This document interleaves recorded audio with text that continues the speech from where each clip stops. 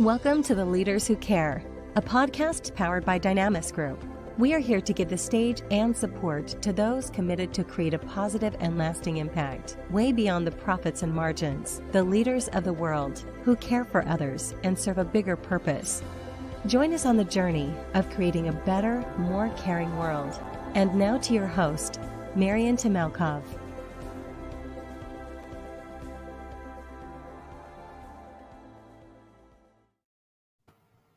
Happy Friday, dear audience. I'm privileged and honored today to welcome not anyone, actually the first guest of Leaders Who Care we ever had. Someone who is very dear to my heart and have a great service to the people, to really loves people, and it's exceptional leader, somebody that I really honor, and I have the privilege to welcome back for a second time. Patrick, thank you so much for coming back and welcome again. Marian, I'm so honored to be asked back. I was so honored to be asked once. So now this is like amazing for me. So I really appreciate it. Thanks, brother. Well, Patrick, we share so many things in common, and you're one of those incredible leaders that really understand people, and you've been able to do so many great things, mentor, coach leaders, start advising cities, start advising governments, countries, even recognized by kings. This is how I measure success, if you're recognized by kings. And joke aside here, of course, what is important, Patrick, how do you do it? What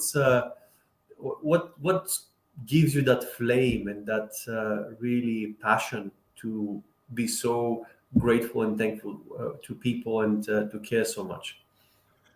I think you're very kind to me. I would say being recognized by kings doesn't really mean much to me, actually. I have a rule that every person that I meet in a store, at a fast food restaurant, anyone who serves me in any way, I want to be kind to them. And it actually means more to me to see them smile, to be honest, than to be recognized at a higher level, because that's more superficial. Like the king could give me an award, but he won't remember me 2 minutes later. It was just something that he had to do. You know what I mean? So I did actually something. I came from Malta on Saturday, and that was more of a special day for me because it was the 300th flight in a row where I had brought a box of chocolates for the air crew. Whoa! The reason why I do that is so before I leave Sweden to go to Egypt in 2 weeks' time, I will go to the store and I'll buy 2 boxes of chocolates, one for the crew on the way down, one for the crew on the way back. The reason why I do that is I'm not sure if I'm going to get a good enough box of chocolates when I'm in the place I'm going. So I always want to make sure it's consistent for both the crews. So I give the crews a box of chocolates and I say to them, thank you for keeping us safe. Because that's their job. Do you ever see these ladies who wake up and these guys, they put on their nice makeup, their nice uniform, they go to the airport at 4 a.m. They're there ready for us. And their job is to keep us safe. And at the same time, when they're on the plane, they sell us drinks and they give us perfumes and different things. But I think that you should always represent and care for and show gratitude to the people who are there to serve us on a daily basis. And the restaurant I was just in now for lunchtime, I put my head on the door and I says, how many people works in this kitchen? And they're like 4 of us. And it's my favorite restaurant. I go there when I'm in the city. And I says, okay. And I told the guy I want to buy them a box of chocolates for Christmas. And they were amazed. And again, it's not about kings and queens. It's about people who are creating food for us and doing that. And I think if you can get that right, and if you can have that initiative of helping the people who help us, then the kings and queens take care of itself. Wow. Thank you so much for sharing that. What's an inspiration, Patrick. There's a lot of levels to catch up on this, but you are very passionate about also talent and really having people in the right seats, the right organization, something that we both share. And you also launch a new book. Tell us more about the new book. Yeah, thanks. Go into some of that. So I've just launched my 20th book. It's called Talent Cities and How the Nordics Are Winning the Race for Talent. I wrote this book because about 4 years ago, I was asked by the city of Stockholm to become the head of talent for the city of Stockholm, to sort of look at it from an immigrant perspective. Someone who had moved, I was an immigrant who had moved into Sweden as a talent and who had a good network within the city. And they wanted me to sort of just go around and figure out how can Stockholm do better And as I was sort of looking at that, I realized that we look at talent for what we can extract from them. We sort of want this part, like, I just want your talent. I like the fact that you're a really good developer or you're a really good manager, but we don't think about the whole of the person. And then from that, then I started to think, okay, I can do this better. I can help us to do better as organizations to attract the best talent. I can help us to develop them and do their best work when they're within our teams, but I also can help us to retain them for longer. And the best way to do that is to see the whole of the person. What is it like to be a champion in martial arts, like your brother? Like, what does it take to have a global brand like Dynamics Group and be the CEO of that?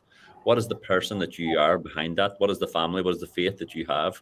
And if I can understand you better and enable you to be the whole of the person that you are, and not just see that you're a brilliant leader, a smart guy, a brilliant thought leader, then I can actually help the teams, help the cities, help the environments do better.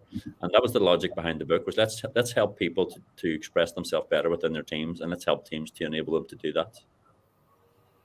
No, this is really so. It sounds so simple the way you present it, but why organizations are struggling so much, and why some leaders do really well, and other people do well, maybe relatively well in terms of financial progress, but they're not happy or fulfilled.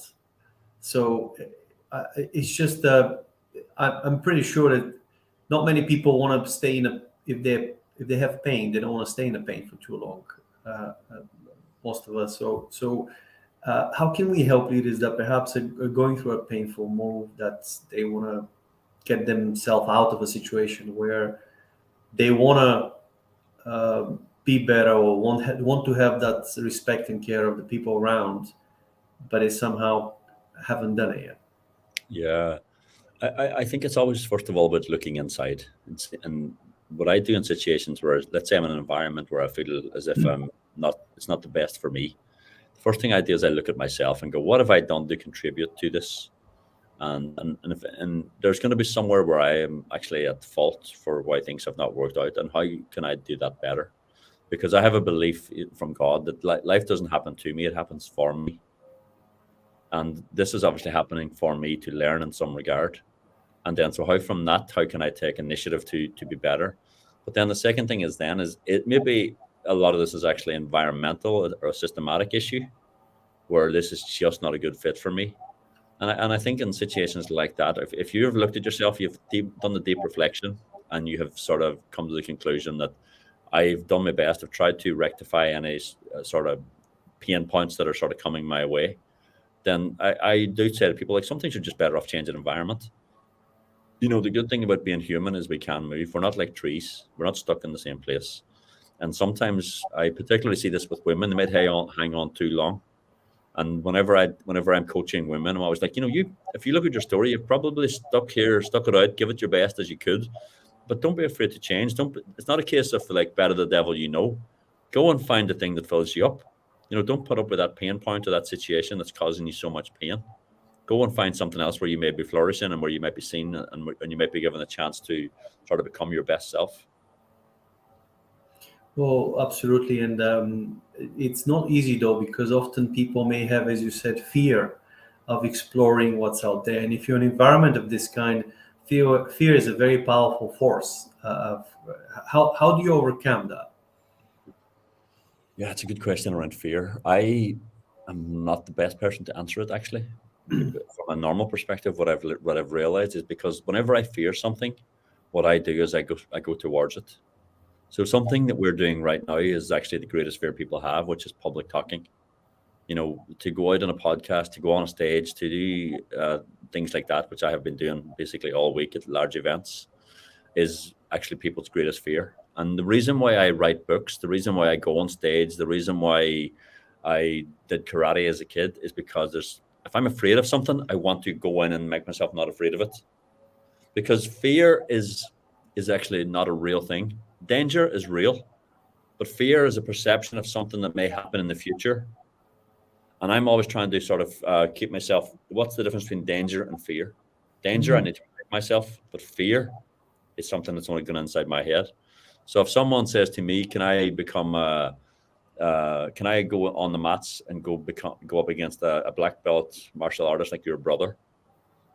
There's a real danger there, because that guy's an exceptional man, but at the same time, he's also an exceptional human. So I know when I think about going up against a black belt, the answer is no, too high level. But when I think about the man that's there, I know that I'm going to become better, because he's going to be gentle with me. He's going to teach me. He's going to train me. And there's the difference between fear and danger. The fear is I won't be good enough, and I won't be good enough. But by being on the mats with someone like him, I will become better. Oh, lovely. I just, if I dissect this a little bit and look into it, what you're saying is you're getting better. As you're getting better, you have more power. So Absolutely. you need power to face danger, but also that power is developed by practice, by developing. And also, I somewhere heard that you also need love. You need to have that sincere, really love, so to balance this. And of course, a sound mind. Make sure that you are able to kind of resist that. Actually, it's a very good point to differentiate between danger and fear, and be able to. Can I ask you to sort of expand a little bit on the love element and how that comes in? Yeah. Well, because if you love, personally, if you love something, so typically the fear comes either by an event or a person, but it's love and fear do not go together very often. So if you love kind of cancels, often neutralizes that feeling. The power gives you the confidence that you can face it. So it's like how shall I say, being a black belt, you having a street fight, somebody's trying to fight you, but you're not fighting. You can fight it, you can be stronger, but you are having the humility and the love for the human and not hurting that human. So it's like that's why I think fear is very interesting, because you need like three forces to neutralize it: love, power, and sound mind, to be able to face it up. And of course, you need to distinguish between fear and danger, and that's very fundamental. Now you just shared something very valuable here, that if you differentiate between the two, you can then practice more with those people that are much more ahead of you, and then you become better, which gives you more power and confidence to stand up and do greater things. Yeah, it's really, you've actually just combined something that I knew in the past, which I haven't talked about as much recently. I used to talk a lot about how the opposite of love is fear. And everything that is positive in our world comes from love, which is happiness, kindness, compassion, empathy. And everything that is negative in our world comes from fear, which is hate, jealousy, anger, resentment, shame. And energetically, that is the two opposites. And it's, you've really sort of made me think about that again, Marian. And maybe that's another way to overcome things as leaders. I'm really afraid of this part of it. So, and maybe how my mind works is like, how can I come to love this by being better at it?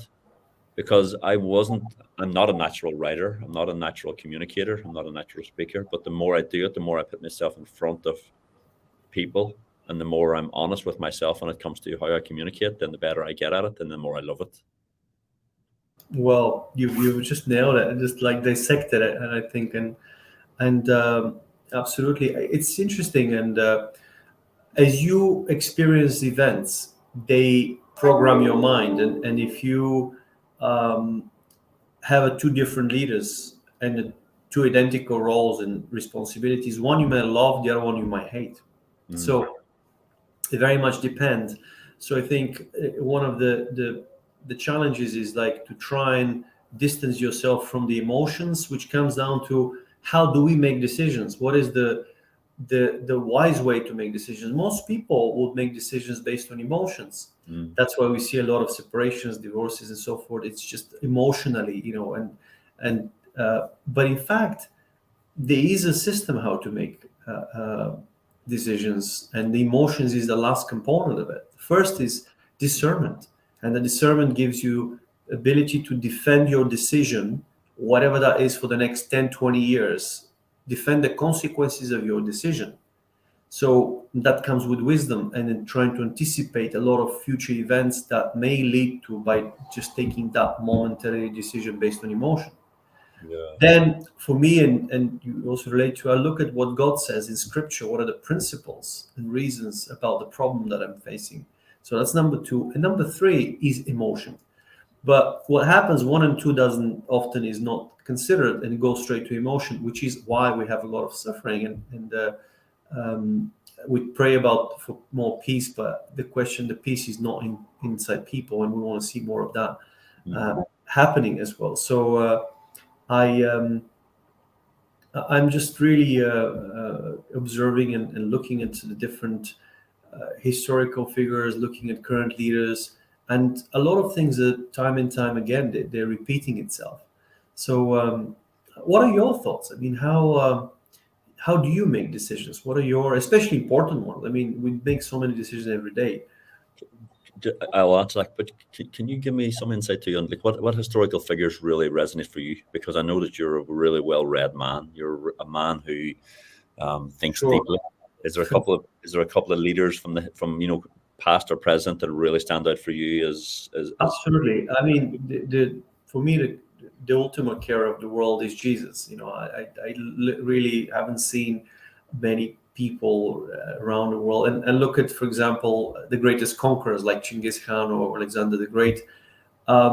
They were the greatest conquerors, but nobody follows them nowadays. They came to conquer. They die young. The consequences were they fall. So really, when you conquer people, you're forcing them. So, but Jesus came with a different agenda. He came to lift, inspire, help, heal, and then still at the end they crucified him and said, "Please forgive them." So it's so much power and humility, because he could have stopped that, but it's really came to a moment where he came really to help and lift and resurrect and help people while they're here. And that to me is really inspirational, because you give your own life for that. And that's the ultimate, the greatest care. Of course, there's so many others. If you look at Nelson Mandela in more recent times, I question why U.S. and I believe North Korea representatives were at the funeral. So how come two very polarized, let's say, or nations that may disagree on certain topics, they come together on an event that they kind of agree to honor that man. If so, for me, it's like I'm just seeing how he brings people together, how he unites. He didn't pursue the people that actually did a lot of hurt to him, put him in prison for more than 20 years, and he really brought unity and helped his nation. So for me, these are kind of figures that are inspirational, lead by example, and they really care. And also, if you look at the fruits and the following, Nelson Mandela also lived a long time. He made a profound difference in his nation in Africa and also the world. So the fruits are very, very powerful and strong. Not to mention Jesus, of course. Yeah, I think the greatest human that ever lived was Jesus Christ, Yeshua ben Yosef, and I think the modern day version of what Jesus was some guy who was like this sort of modern day hippie with flowers in his hair. But don't forget, Jesus went in to the temple and literally threw them out, the money changers, onto the street. Yeah. The bullwhip, like he was a warrior as well. Like he stood up for what was right. He was a very strong, wealthy, successful man. And when people actually look into his contribution, it was a contribution of love, but also a contribution of strength based on empathy. Whenever something was wrong, he stood up for those. And this is why I always like talking to you, because you always reignite something in me or teach me something really fresh, Marian, and I really appreciate you so much for that. No, it's a real pleasure, because these are things that, I mean, I talk to leaders from around the world. Some of them are running multi-billion companies, and I'm very interested of what gives them fulfillment. What's the deeper question. We'll take care of the rest. We'll business, and we'll make sure that they really thrive and excel in what they do. But but it goes deeper and of why you do what you do. What gives you that fulfillment. And I really want to kind of I'm very curious about people and that by nature. And Patrick has been always inspiration as well to talk to you. But tell me, what gives you fulfillment? What are the things that fulfill you? Well, I have the thing that fulfills me most at the moment is my daughter has just turned 1 year old last week, and I have to say, before you have a child, you don't really understand how much fulfillment comes with that. You hear people talking about how tired you are, or how this or how that, but for me, it's part of the package, because having that in your life is sort of grungy on every other way. I get the other thing that sort of fulfills me on a day-to-day basis is being of service. I sort of talked about it earlier, just being kind, being respectful, knowing that I did a good job, knowing that I helped people make their life a little bit better because I crossed their path. And I'm fulfilled then as well by traveling the world. I've been to 140 countries across 7 continents, and traveling allows me to see the world as it really is and not how I think it is. And there's a big gap always between that, because we're always fed so much stigmatized or propagandized information about Sweden, Bulgaria, Ireland, Botswana, Russia, but when you get on the ground, people are always awesome. People always, I think there's a thing that people actually hold in common, and that's that they want to do well for their kids, and they want to have happiness, safety, and protection for themselves and their family. And people are actually very simple. And I find that no matter if I'm in the Islamic world, the Hindu world, the Christian world, people are very welcoming, very open, very kind. And I've 7 years of almost non-stop backpacking, going to what would be considered most dangerous countries. I've never been robbed. I've never had a threat. I've never had a challenge. I've never had any bad energy from any person. I believe humans are absolutely fantastic. I think I also have a belief that people always prove you right.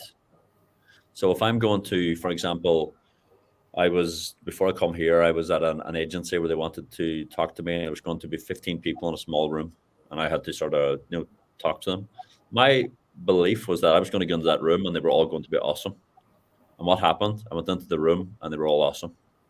I think sometimes if you go into a room and you sort of have a bad feeling, you think people might be, a bit nasty or a bit stuck up or a bit whatever, I think they will prove you right, because it's almost like you send your energy or your attention into the room before you get there. And whatever you believe it's going to be, it's almost that's what you receive. And I get a lot of fulfillment from helping people, being kind to people, and also getting rewarded for that, accordingly. And for example, I've wrote 20 books. Every cent for every book that I've ever sold goes to helping the homeless people for over 15 years. The reason why I do that is because those people can never pay me back. And sometimes it's easy I see a lot of people are a lot of people can be nice up the way. He's a CEO, he's this, he's an author. But how do you treat taxi drivers? How do you treat servers? How do you treat air hostesses? People who you don't need to be nice to them, because nobody will see how you really are, and you'll never see them again. And I think that can tell you more of a story of how people are. And I always look out for how people do that. And I've actually one time already I quit a project that I was on, which was very, very financially rewarding for me. And when I seen how they treated a server at lunch on my second day, it was a red flag for me. And within a few weeks, I had left that project because I knew that they weren't nice people. Absolutely, and I think this is so important. People celebrate you, and when you're successful, actually not your position, but exactly. when you're not in that position, then they wouldn't care. And I think you're absolutely right. The consistency of the character, what you're explaining, and thank you for sharing what gives you fulfillment. What you all explained, if I have summarized this, Patrick, is being a blessing to humanity, and being a blessing and a service to humanity and God, of course, is what gives you that fulfillment. And in life and is rewarding, and also living an effective life as well, meaning that you have that wisdom of what you make decisions. And that, for me, that was one of the greatest definition of fulfillment, is like the satisfaction and joy that is derived from living an effective life, serving the purposes of God, and being a blessing to humanity. Yeah. I love that. Fulfillment. I have to be honest, I have another thing too, and I was talking about this yesterday, and I got a weird response from it. I told people that for some reason I was blessed by God to be happy. Like, I wake up in the morning, I'm happy. All day long, I'm happy. I go to bed happy. I'm a happy person. It's my normal. And how I explained it to these people is like, if happiness is like a scale of 1 to 10, I'm like 8 always. And sometimes I go up to 9 or 10, and then sometimes I go down to 7 or 6. But generally that's my scale. But it says I have another issue where I'm rarely content. And I'm happy, but I always have a desire to do more. I always have a deep gratitude, of course, for what I have, but there is that thing that lives within me of more. Let me go back to Bulgaria and see the next city.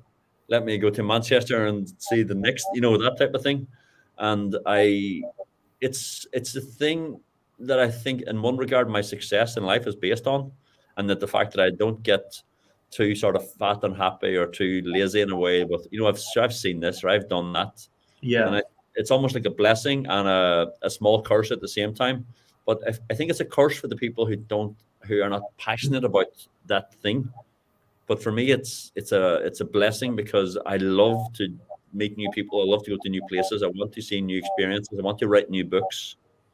I want to read new books.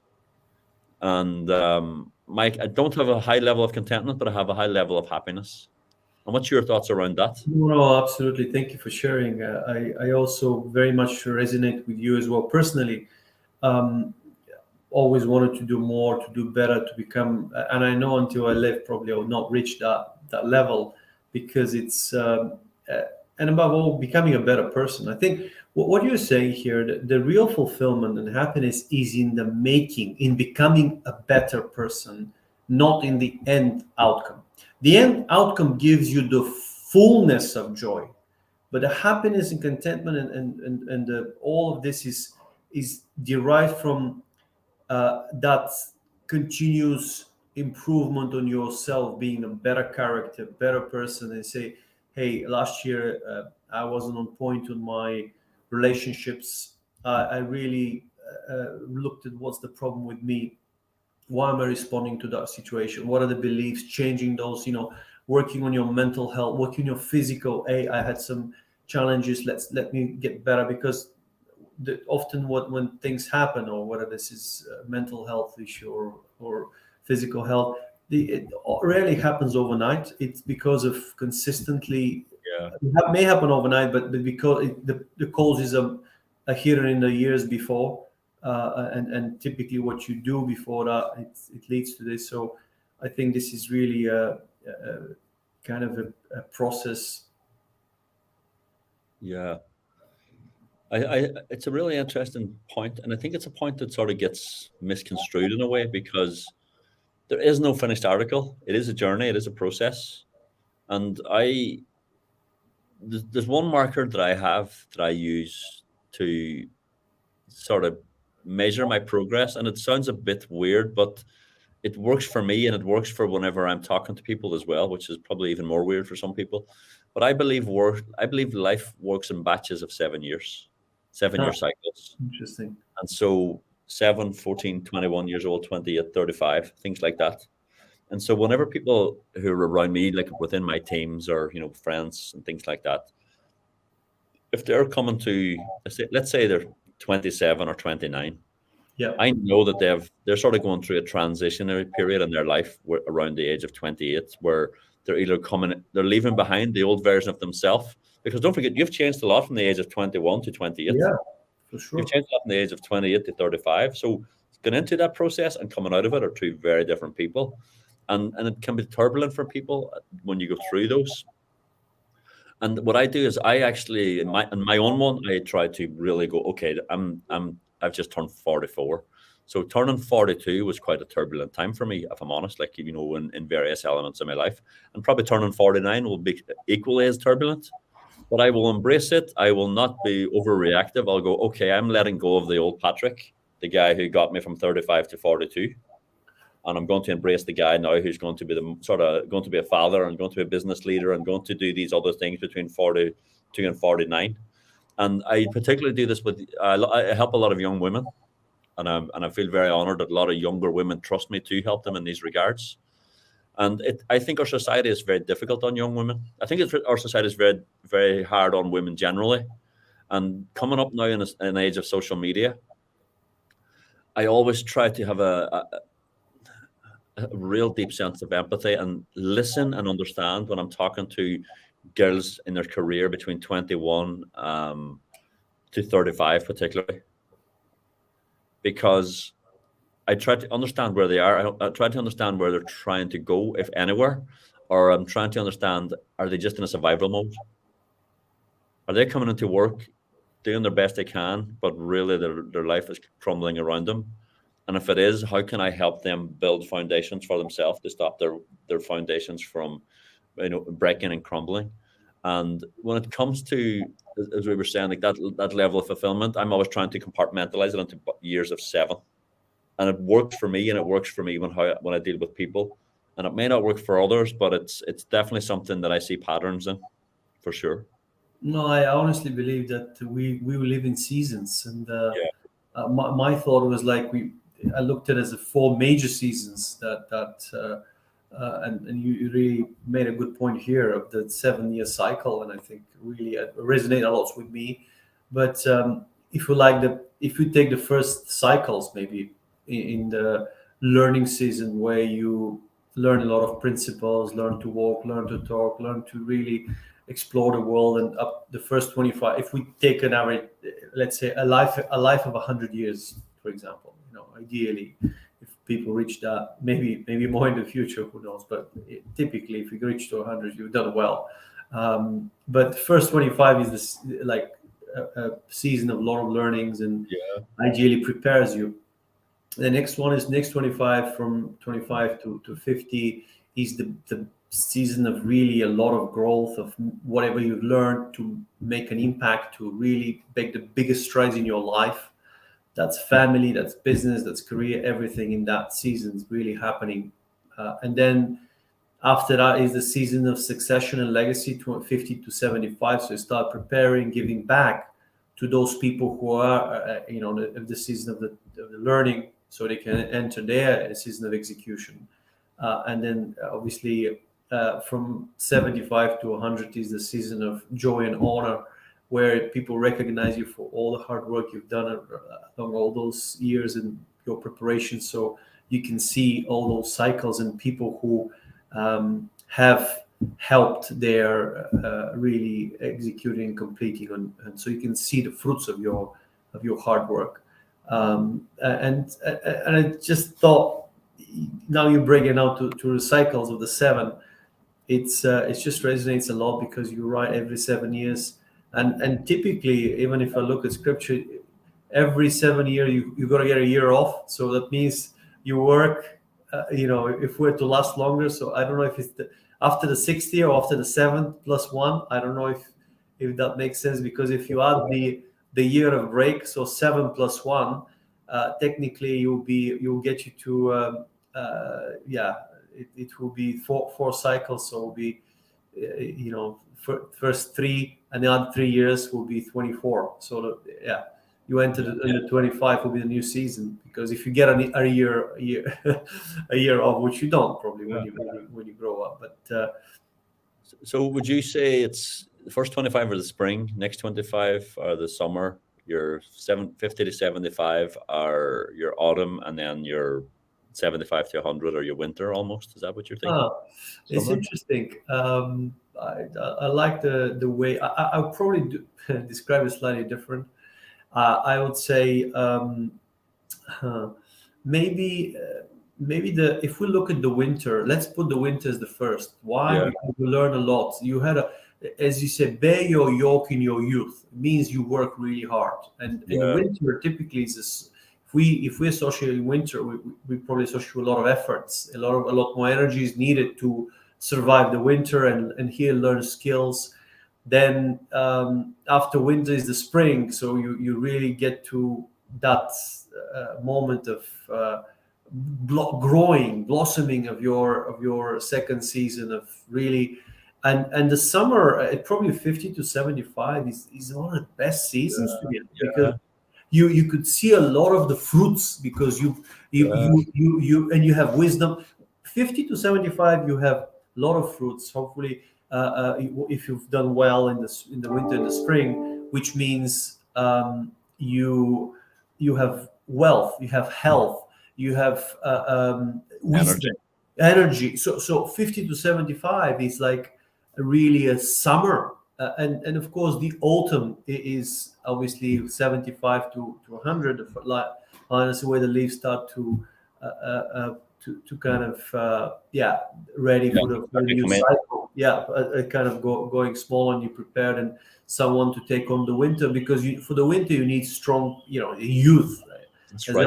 Says the biggest edge is kids, right? And and I always say, of course, women career very much for and supportive, and you support a lot of young women, but they're the only one who can give birth and really they give life. And I wish that that we support them in the best possible way, because without them we're doomed. If we don't have children and if they don't give birth, I think it's really important that we also raise children, have free time and mental capacity to be able to raise healthy and happy children.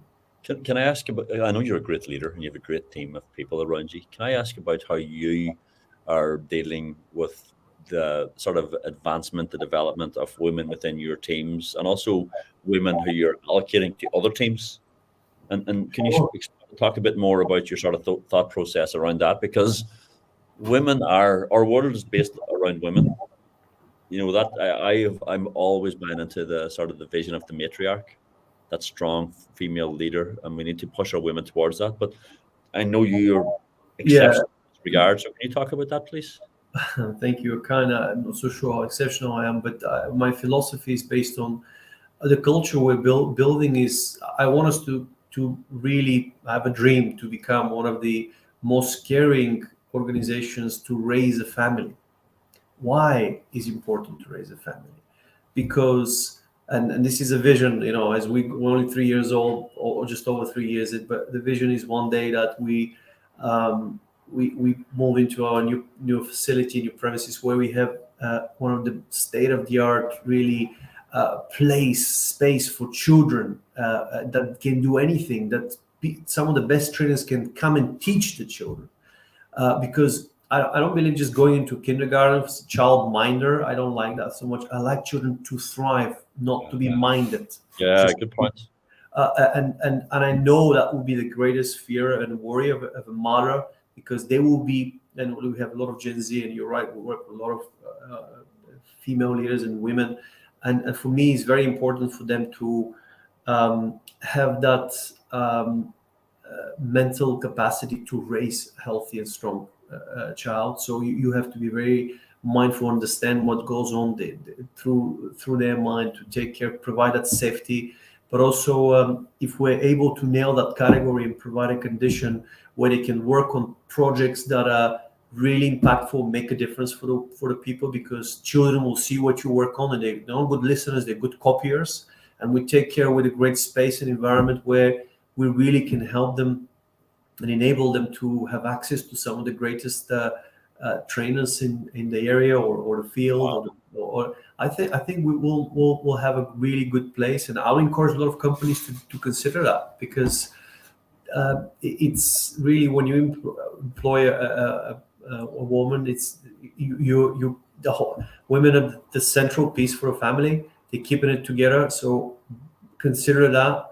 And really provide that condition, be flexible on how they work around their schedule, be especially mindful if they have a neurodiverse child, which means they have a specific, their brain wired differently, so I won't call them they have special needs or anything. They're just different, that they could be very and society might not understand them very well. So just if you understand, then you have a greater chance. And look, I'm not I'm a little bit open about, because sometimes we want to say let's do a 50-50 ratio. Yeah, but what about if women don't want to be? What about, so it's, I think we should be not pushing something that uh, basically just for the sake of it, but I think it should be really giving an equal chance and support. Because I mean, if you look at some areas that are dominated by women, why would you want to have 50% women in the army? Probably not. You know, like it's just it's like we want them on the leadership. Yeah, but you want them on the leadership. But what about if the women want to raise a healthy family and children that can be the future leaders? So it may not be what they desire, because to be a CEO, that's something at that age. It's a sacrifice that you need to do a lot. So it of course, I'm all for being really objective on skill, merit, and so forth. But whatever you do, you pay a price. So and for some that will be fine. Someone will choose not to have children, Yeah. and that's obviously a personal choice. And maybe they can get there because, you know, if you look at that leadership, and I'm all for the last practices, you know, or many years ago where women are just discriminated and so forth. I think we're getting to an era where really enabling them to thrive, and what's important to them, whatever that is, whether it's to raise a family, whether to reach a certain goal, because there's no reason why they cannot do both. But it needs, so you may have high expectations, but you need high support. That's what I would say. Yeah, it's a good point. You need the structures around it. I always think about you have a room. In each corner of the room, you have a plant, and you have a can of water, and you have to water each of the plants to keep them alive. But you can't. Sometimes you have to focus more on the work plant. You have the family plant, you have your friends and hobbies plant, and then you have your health and wealth. You know, your mentality. And if you're only watering the work plant, for example, you're going to let the others slip. If you're only focusing on, having your hobbies, then you're going to let, your work slip, and so it's about having that balance. But the reality is you can't have a balance. There's starting, you just talked about the 4 seasons. There's times in each of those seasons you'll have to focus. Like when you're up until 25, you don't really need to focus too much on family, because actually family is focusing on you. You're 14. You're the plant that's being watered. So you can focus on your hobbies and your development of your personality, but also your career, your education. And I really like how you phrased that, because it actually lines up with a few other of my sort of analogies, but it takes them at a holistic level, an umbrella level, and helps me. So I'll have to think deeper into that. And I think you see what you're right. It says is we have to let women are smart. They're smarter than us, and you have to let them choose themselves. We don't force them into anything, and we enable them to sort of see where they shine brightest. And some people want to think. So, and I mean, I see this for lads as well. Some people come into the environment, doesn't matter what their gender is, and they think that they want to be a leader, and then they realize the complications of coming with managing people is not that easy. It's not about sitting in a corner office and having your feet up on the desk. It's actually a very emotional job where you're dealing with a lot of people's problems and their family problems, and how to overcome that, and how to get them motivated, and how to help them get through sicknesses and things like that. And a leader is someone who people feel that trust with, to help them overcome that, and the leader's job is to then get them back on track, and help them to do their best work. Not easy, and it's absolutely not a job that anyone can do. Absolutely. If anything, leadership is serving. It's just going, and so if anything, you have to go and do a lot more to be able to. So if you really want to be a leader, you need to also be ready to defend whether you're prepared to pay the price. And the price is a lot of serving, a lot of helping, a lot of long hours in order to be able to deal with all what comes with this level of responsibility. Otherwise, and thankfully, not everyone is allowed to or can enter that level, because they very quickly can go back down. Which is because it will crush you if you're not prepared to take on something. You cannot carry it. So it's very important to work on your growth and character, and then, as you said, if you take care of that, then everything else will take care of itself. You rise, people start respect you. So you get into it by doing, not by just necessarily. It's like, I always felt like, if people go into politics, for example, often they go for a career. But for me, politics is a great way to serve people. So if you go into politics, you go into with the intention to go and serve people, and people ask you, can you be representing us and be on the board or whatever, MP or minister, because you understood us and you take a good care.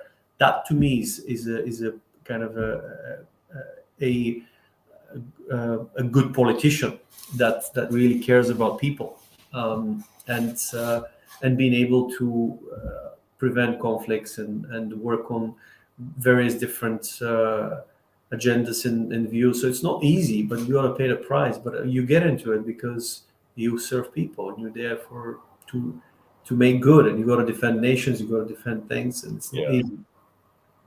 I mean, there only is one type of power, and that power comes from service. There's only one type of leadership. It comes from service. If you think you're in power, but you're not being of service to people, you won't be in power very long. And in today's world, that means that you probably won't get re-elected or something. But in the past, that meant that you probably got hung from the front of the town hall or in the main square. Because if you start serving yourself or thinking that you're higher or bigger or better than people, then it comes to crashing down very fast, because people are not stupid. People give you the responsibility to be in a position of power within their team, within their organization as well. They will be looking for you for leadership, and leadership it's multifaceted and it's not easy. And just dealing with the people like you and Stoyan and your brother and others, you have got a service-orientated mindset. A lot of people don't realize about Stoyan. When I first met him, he was building all these different projects, and he was of service to so many people to make their lives better. But at the same time, he was spending all night in hotels washing dishes to pay his rent, in Copenhagen. But he was serving himself at the lowest level, but he was out serving others at the highest level. But what comes with that is that he will get blessed, because he's got a service mindset. So he would take him from a guy who washes dishes to the guy who's a published author, to the guy who's a famous author, to the guy who is in an airport probably right this moment because he's been asked to travel the world and talk and serve at a higher level. So what you give a little bit of with your heart, you will get more of, because you'll always be rewarded by God with more of what you put in a positive way.